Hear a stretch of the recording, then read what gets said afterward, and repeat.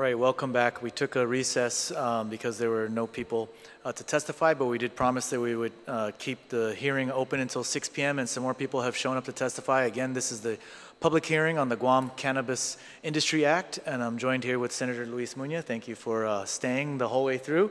And I'd like to call up now the next person who has signed up to testify, Mr. John Bucat.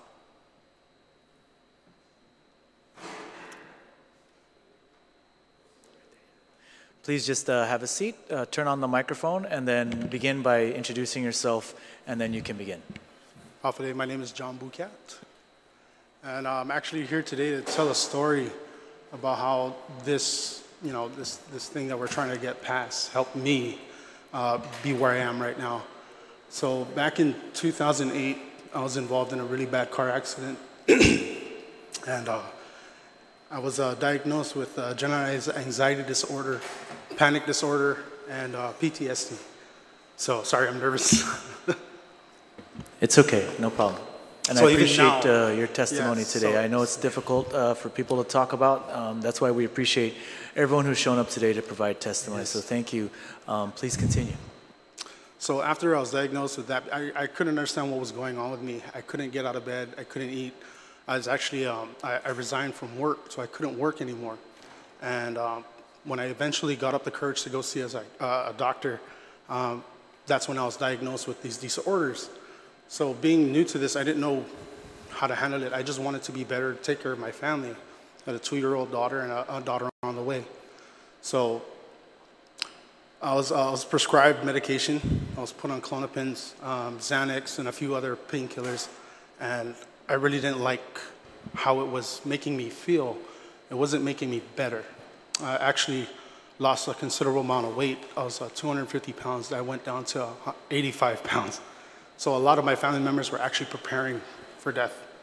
But one day, somebody told me, hey, there's this thing out there. You should try it. And it was marijuana. And I thought about it, and after 8 months of just not liking myself, I finally decided to experiment. And it was a blessing. So I'm actually here today to say that if it wasn't for this, this wonderful drug, sorry, not drug, but medicine, my kids are happier, I'm healthier, I'm no longer, actually, since 2012, I've not taken any medication till this day. And I'm a very happy man, so I'm really hoping that, some good comes out of this, and I want it to go through. Just seeing me and being where I am strength-wise, it's a blessing. That's all I can say. Thank you, Mr. Burkett. I appreciate the testimony again and the courage for coming out to speak. And Senator Luis Muñoz would like to ask you a question as well. Sure. Thank you, Mr. Burkett. So I just had a couple of personal questions. You don't have to answer it if you don't want to, but it was your disorders, your anxiety disorders, was that a result of the accident, or is that something that maybe had happened prior to? Actually, because it was quite some time after the accident, my doctor just went ahead and coincided, tied the two together and said, okay, you have PTSD from the accident. But I was at work one day and I felt some pain in my chest and I collapsed. It turns out I was fine, but it's just for some reason I couldn't get out of bed. I was having panic attacks like every day. I was constantly throwing up. I just couldn't get out of bed. I was so sickly. Just watching my child at that time just ask me for a hug, and I didn't have the energy to do it. And my doctor asked me, he said, what do you want to do? And I said, Doc, I just want to be able to stand and carry my child. And so the reason why I ask that is because maybe some people are feeling this that way too after something that they didn't feel could have been so serious to affect them in that manner, right? So yes. That's one of the reasons why I brought it up, because I just wanted to say that maybe somebody who, like you, got into an accident and then somehow all of their emotions changed, and it could have been a result of that. And so I just kind of wanted to bring that condition to light, that it could be a result of that, or whether or not it is. Yes. But I do also have a question. So you know that there's a major medicinal benefit, right, for you. Of course. And you have children. Yes, I do. So when your children become of legal age, 21, would you, whether they have a medicinal purpose or not, would you accept it? I would accept it completely. Okay. I mean, it's like I said, it's a miracle to me that something this, natural and regularly available, made me who I am right now. Who knows what I would have been back then. I probably would have been buried. I probably would have died, yeah. Okay. So I contribute a lot of where I am right now to marijuana. Okay, thank you very much. Thank you. Thank you very much. Is there anyone else here that would like to testify? I see a few more people in the audience. I'm not sure if you have signed up to testify or not.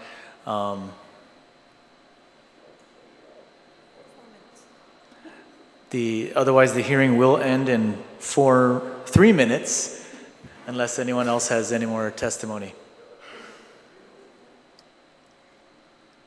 And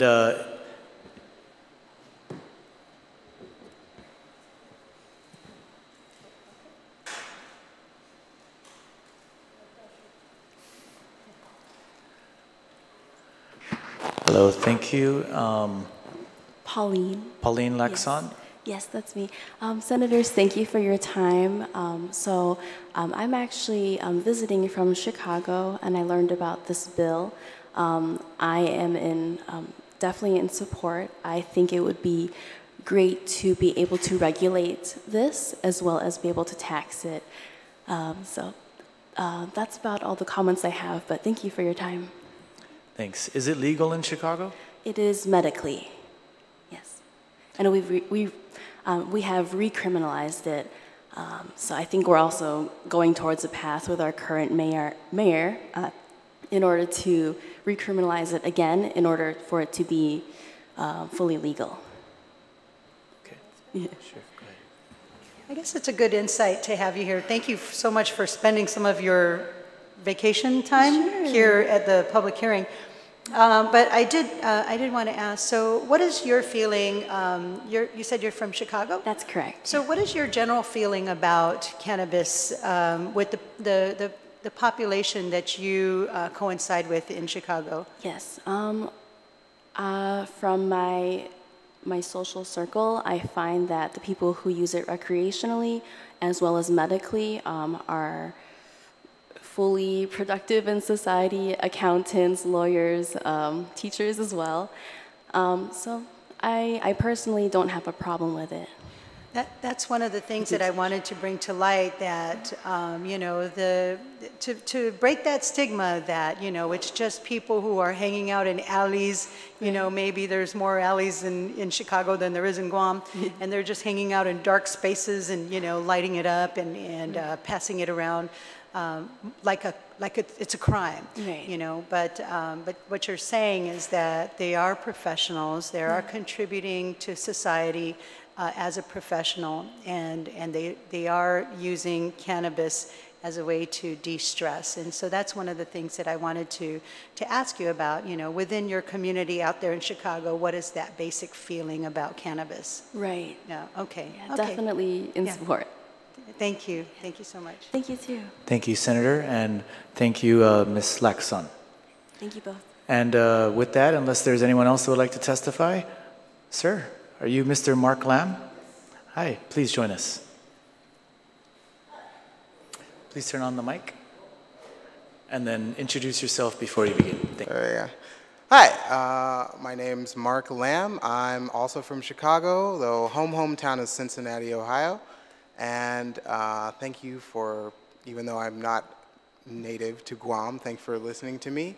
I'm definitely in support of the bill because in the last 5 years, I used to, maybe from my small hometown of Cincinnati, I used to think like, oh, all the drugs are all the same, they're all bad, but there's been some articles from like The Atlantic, The Guardian, just showing that cannabis is really not that dangerous. And in my own personal life, I've seen other well, alcohol, for instance, for an example, I've just seen that have really monstrous effects on some people. Not saying we should, you know, I'm not saying we should do anything with that, but I think that's quite more dangerous than anything I've ever seen with cannabis. So I think it should be legal. Yeah. Thank you. No problem. All right, thank you, Mr. Lam. And with that, I'd like to thank everyone for coming out to testify. We will go ahead and wrap up this public hearing. I'd like to just make a brief statement in closing. Thank everyone who came out to testify, both those who came out against it and those who came out for it. We want to hear from everyone, and we want to be able to hear all sides before we make our final decision. This is something that I believe in and I am a proponent of, but I did want to hear some of the feedback from those who are opponents to it so we can see how we can work with them and perhaps better educate them about some of the falsehoods that they hold to be true that are simply false. I believe the data out there is clear that prohibition of alcohol failed in the United States. It created a black market. It created gangsters like Al Capone, who in turn used that, and he's from Chicago, who in turn used that money from the illegal sales of alcohol to help further his regime, to help further his gang organization, his organized crime outfit.